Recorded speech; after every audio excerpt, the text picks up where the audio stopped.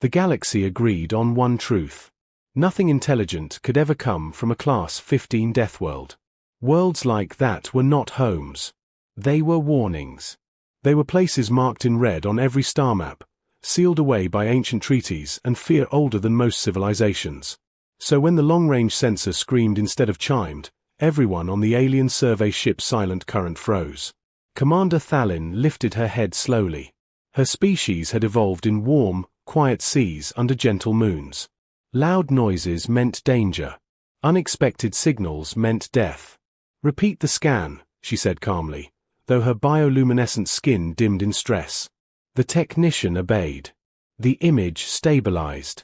A ship. Old. Broken. Drifting. And alive. For the first time in her long career, Thalin felt something tighten inside her chest. "This vessel should not exist," whispered science lead K.A. Rune. "Its design is crude. Metallic. Inefficient." "And yet," Thalin said quietly, "it crossed interstellar space." The ship floated ahead of them like a scar in the void. Its hull was scarred by radiation burns, micrometeor impacts, and patch damage done by hand, not machines. No elegance. No harmony. Just stubborn survival. Origin trace. Dolan asked. K.A. Rune's tendrils stiffened. "The beacon is damaged, but readable." A star map expanded above the command deck. One system glowed. Red. The room went silent. "No," someone whispered. Thalin stared at the designation, her mind refusing to accept it. Sol system. Third planet. Class-15 Deathworld. "Impossible," K.A. Rune said, his voice shaking. That world was catalogued and sealed. Survival probability was nearly zero. "And yet," Thalin replied, "something launched from it." The ship drifted closer. Life signs appeared. 1. Weak. Still alive. Every known species would have perished within weeks inside such wreckage. Radiation exposure alone should have ended it. But the signal endured. What kind of creature lives on a world like that? K.A. Rune whispered. Thalin didn't answer. Because the truth was forming in her mind, and it frightened her more than any predator ever could. The boarding team crossed the void in silence. Their suits were layered with protection. Shields tuned for toxins, radiation, microbes, and chemical threats. None of it felt sufficient. The hatch opened with resistance, metal scraping metal. Inside, the ship was cold, dark, and barely breathing. Hand-built repairs lined the walls. Straps holding pipes together. Weld marks done without precision tools. "This ship was dying," K.A. Rune muttered. "And someone refused to let it." They followed the life sign deeper. Each step told a story of endurance. Power rerouted manually. Systems cannibalized to keep one corner alive. Finally, in a small compartment, they found the survivor. It sat upright. Waiting. The creature was smaller than expected. 2 arms. 2 legs. Forward-facing eyes. Eyes that locked onto them instantly. No fear. Just awareness. The being lifted one hand slowly, fingers spread. A universal gesture. Then it spoke. The translator hesitated, then resolved. "Hello," the creature said hoarsely. "Please don't panic. I'm friendly." The boarding team nearly collapsed. It spoke. It reasoned. Thalin stepped forward, heart pounding. "You are alone?" she asked. The creature nodded.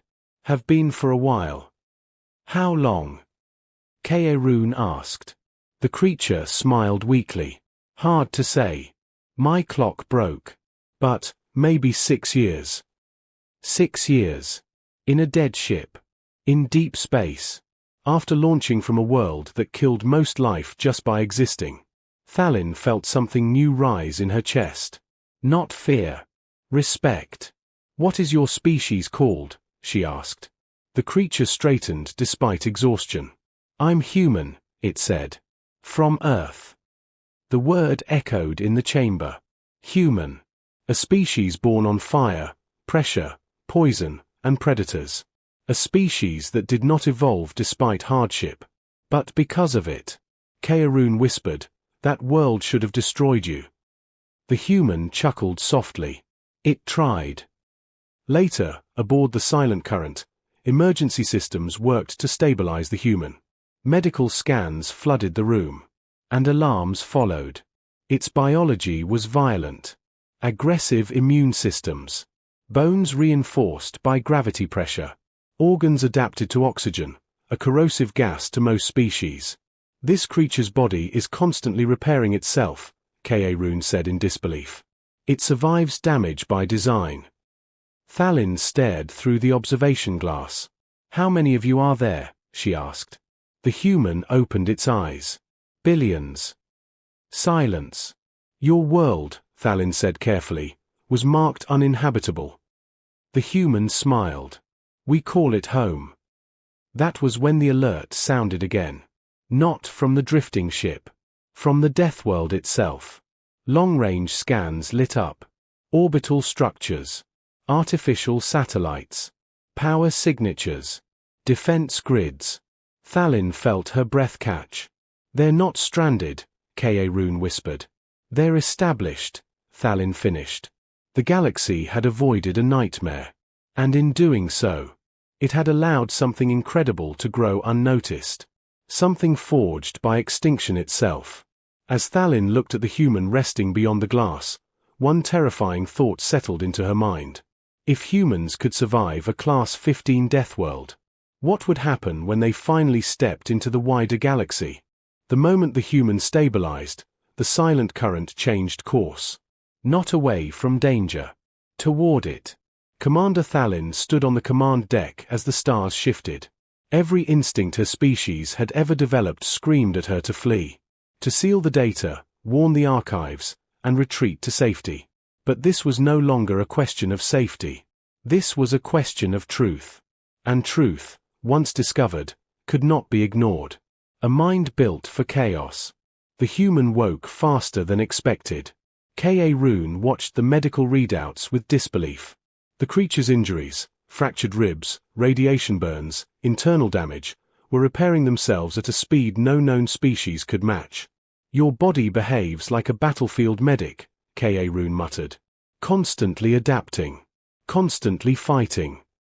The human gave a tired smile. "Yeah," he said. "Earth doesn't give you a choice." Dolan stepped closer. "You survived conditions that would kill us in hours," she said. "Why?" The human thought for a moment. "Because we had to," he replied. "Nothing on our world is gentle. If you don't learn fast, you don't last." That answer disturbed everyone in the room.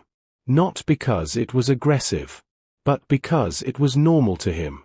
The message that shook civilizations. Thalin ordered a secure transmission to the Galactic Council. She did not exaggerate. She did not soften the truth. She sent data, coordinates, biological scans, video of the human speaking. Within minutes, responses flooded in. Disbelief, fear, accusations of error. "This is impossible," one council species transmitted. "Class-15 worlds do not produce spacefaring life." Thalin replied calmly. "And yet, it has." The human looked up as messages scrolled across the display. "Is this bad?" he asked. Kaerun hesitated. "For the galaxy," he said slowly. "Potentially." The human nodded. "Yeah," he said. "We get that a lot." Earth is not silent. As the Silent Current approached the Sol system, more signals appeared. Thousands. Then millions. Communication traffic. Orbital traffic. Defense systems that activated the moment an unknown ship crossed a certain boundary. Thalin felt her frills tighten.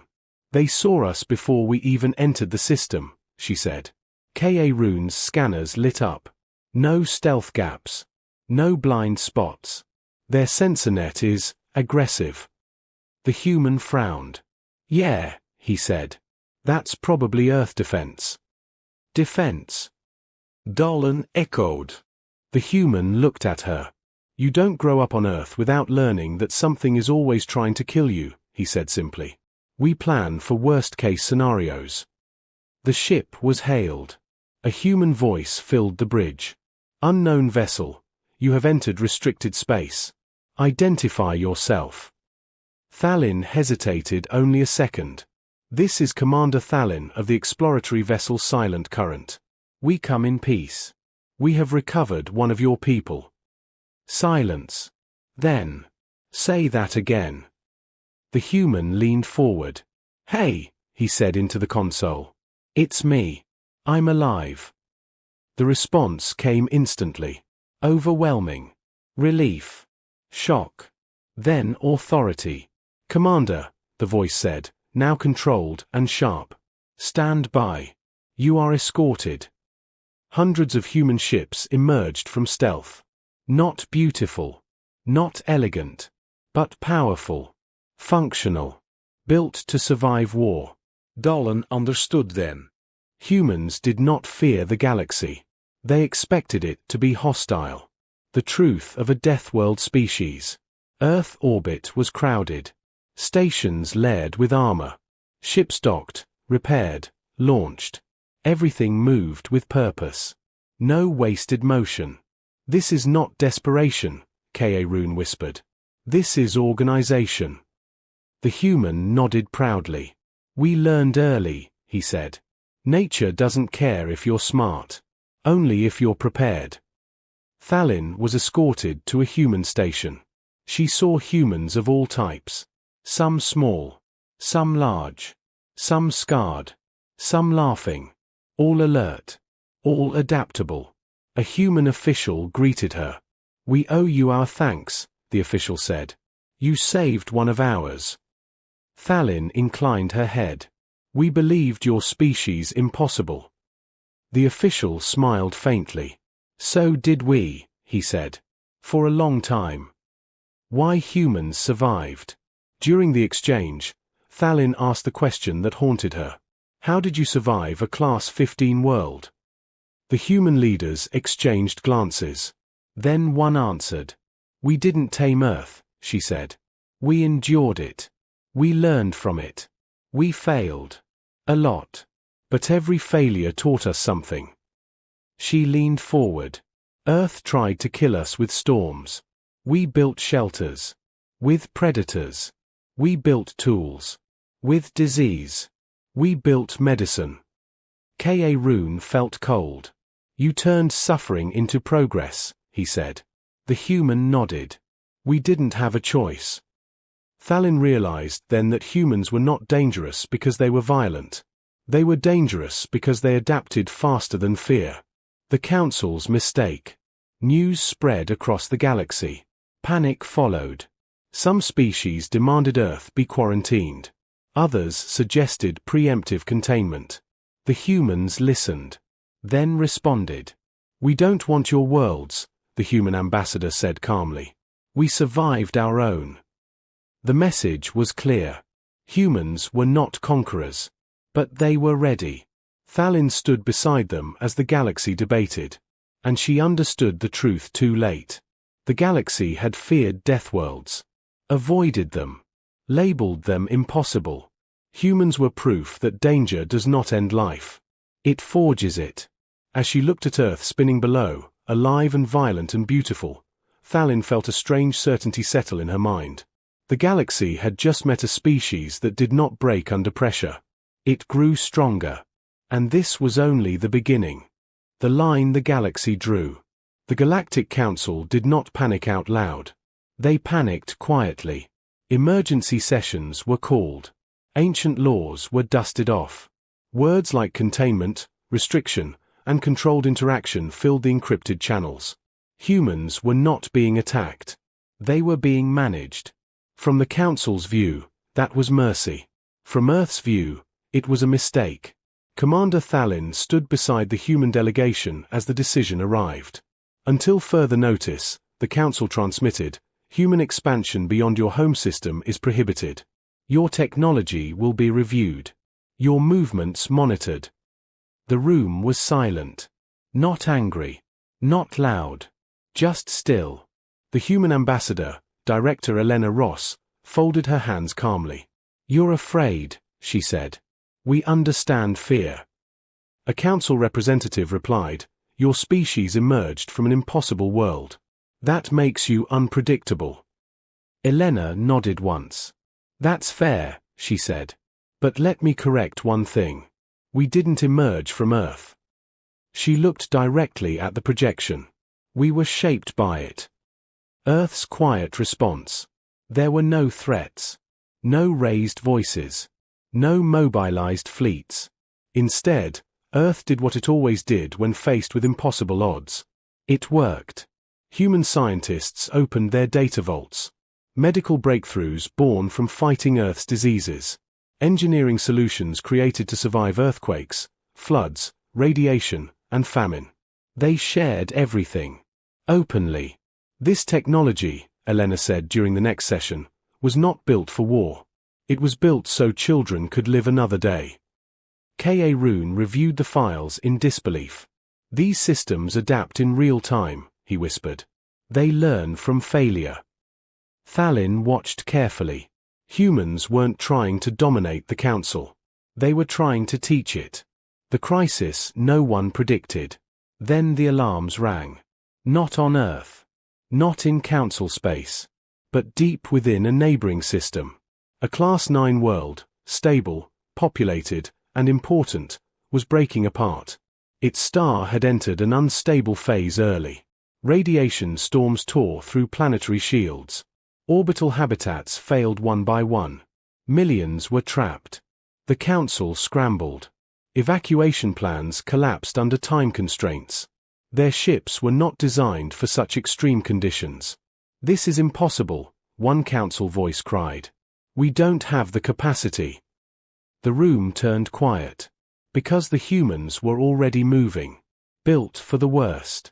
Earth's response time shocked everyone. Human rescue fleets launched within minutes. Not sleek. Not ceremonial. Rugged. Reinforced. Ships designed to fly through storms, radiation, debris, and chaos. "These vessels," K.A. Roon said as he watched the telemetry, "they're over-engineered." Elena smiled faintly. "Earth taught us a lesson early," she said. "If something can go wrong, it will. So we plan for that." Human ships plunged into radiation fields that would have disabled council technology. They lost ships. They adapted. They rerouted power. Changed flight paths mid-burn. Used manual controls when systems failed. They reached the trapped habitats. And they didn't stop. What humans do under fire. Thalin watched live feeds from a human boarding team. Fire ripped through corridors. Hulls buckled. Gravity failed. The humans moved anyway. One carried 2 injured aliens at once. Another sealed a breach with his own body until a patch was welded in place. They communicated calmly. No panic. Only focus. "These conditions are lethal," K.A. Roon whispered. A human engineer glanced at the camera. "Yeah," she said. "We know." They evacuated millions. Not perfectly. Not without loss. But no one else could have done it at all. The council falls silent. When the crisis ended, the council had no words. A species from a Class-15 Deathworld had saved worlds considered safe. Thalin addressed the council herself. "You feared humans because they came from danger," she said. "But that danger taught them how to save others." She paused. "You labeled their home a Deathworld." Her voice hardened slightly. "But it was also a classroom." The council rescinded the restrictions within the hour. A shift in the stars. Later, as Earthships returned home, Thalin stood beside Elena Ross. "You could have used this to demand power," Thalin said. Elena shook her head. "That's not how we survived Earth," she replied. "You don't beat a storm by yelling at it. You outlast it. You learn from it." Thalin looked out at the stars. For the first time, the galaxy felt different. Not safer, but stronger. Because somewhere among those stars was a species that did not ask the universe to be kind. They asked only for the chance to try.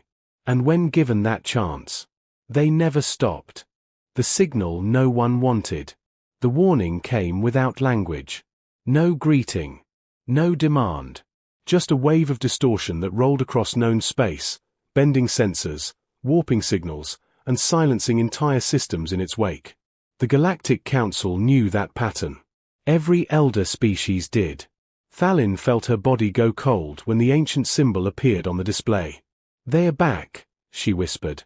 The name was never spoken aloud, only recorded in sealed archives and half-forgotten emergency protocols. A civilization older than most stars. A force that did not conquer. It erased. They consumed energy, matter, and information itself. Worlds didn't fall to them. They vanished. The Council had survived once by hiding, sealing borders, abandoning systems, and sacrificing entire regions to buy time. And now the storm had returned. Fear older than hope. Emergency sessions descended into chaos. "Our fleets cannot face them," one delegate cried.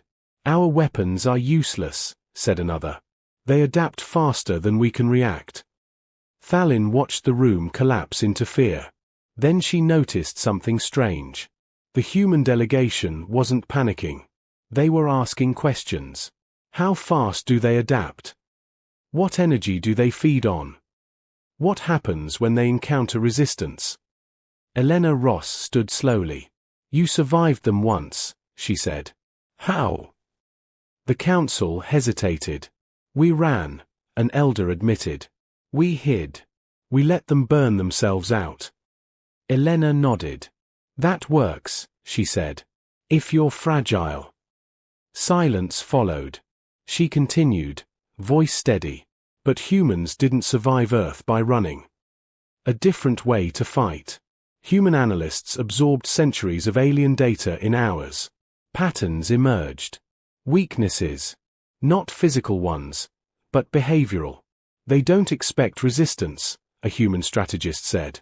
"They expect collapse." Thalin listened carefully. "They target stability," Ka Rune added. "Order. Predictability." Elena smiled grimly. "Then they picked the wrong species. Humans proposed something unthinkable. Not a fleet battle. Not a shield wall. A chaos trap. They would lure the storm into a system humans had already evacuated. A system filled with artificial environments designed to fail, rebuild, and fail again. Adaptive systems. Self-repairing networks. Controlled disasters. "We don't need to overpower them," Elena explained. "We need to confuse them. Exhaust them.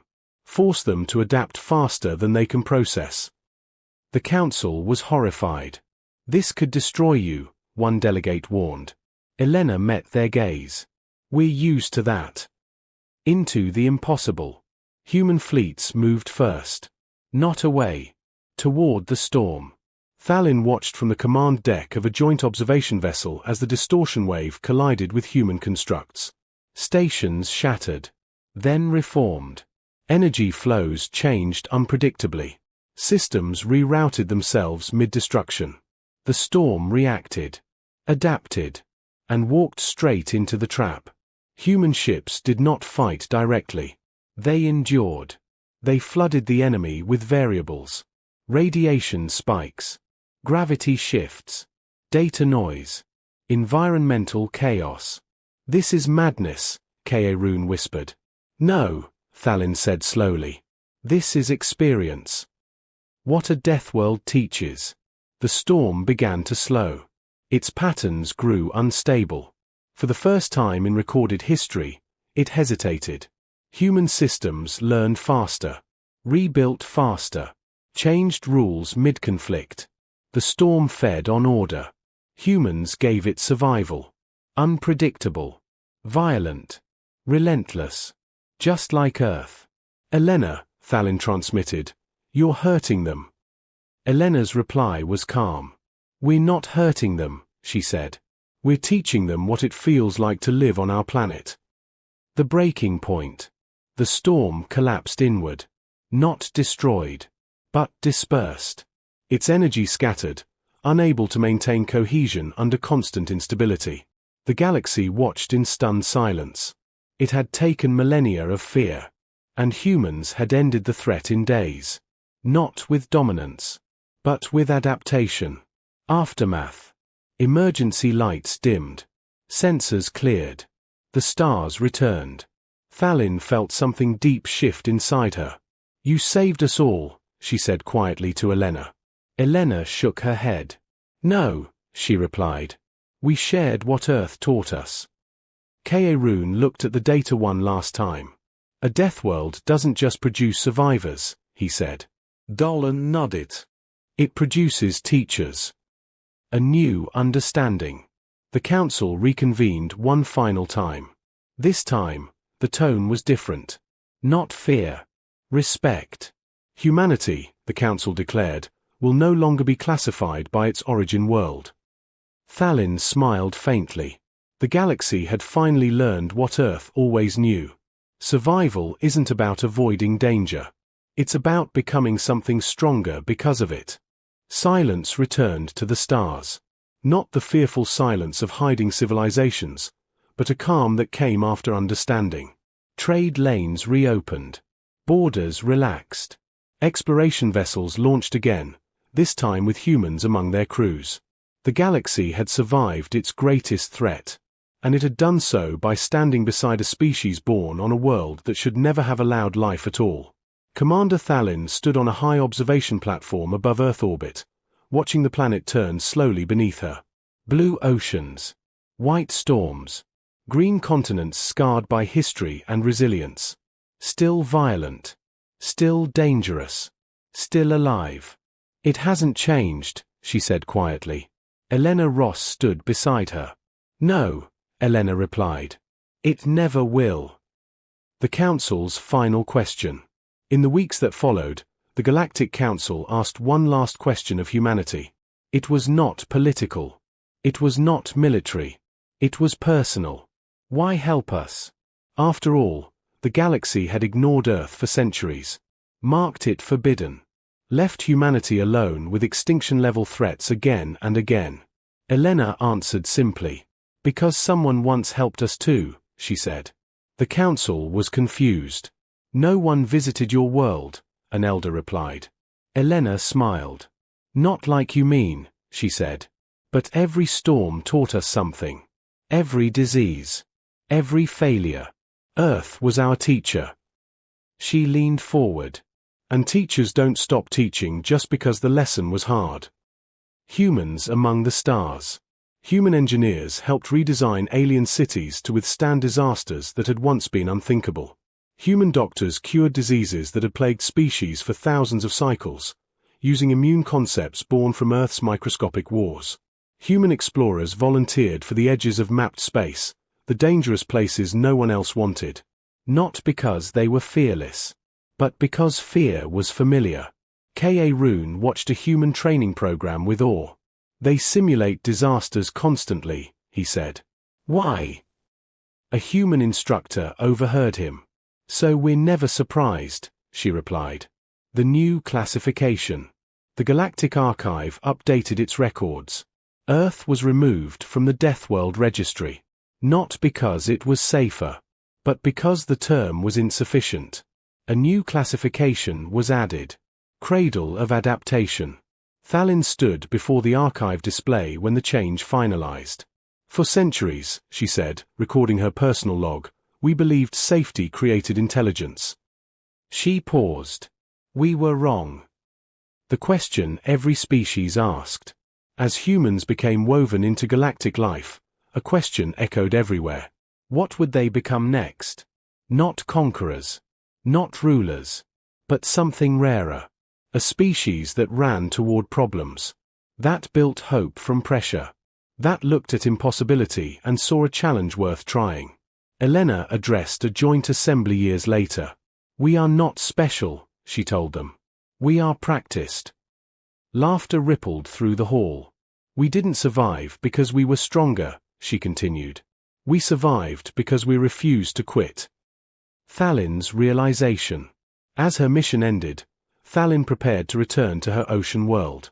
She looked once more at Earth. "I was afraid of your people," she admitted to Elena. Elena nodded. That's okay, she said. So were we. Dolan smiled. But now, she said, I understand something. What's that? Elena asked. Thalin gestured to the planet below. A Class 15 world does not create monsters, she said. Elena waited. It creates guardians. The legacy of a death world. Long after Thalin returned home, long after the storm faded into history, children across the galaxy learned a new story. Not of fear, but of courage. They learned that somewhere among the stars was a blue world that tried endlessly to kill its children. And failed. They learned that those children grew up. They reached for the stars. And when the galaxy needed them most, they answered. Because humanity was not defined by where it came from, but by what it refused to surrender. Hope.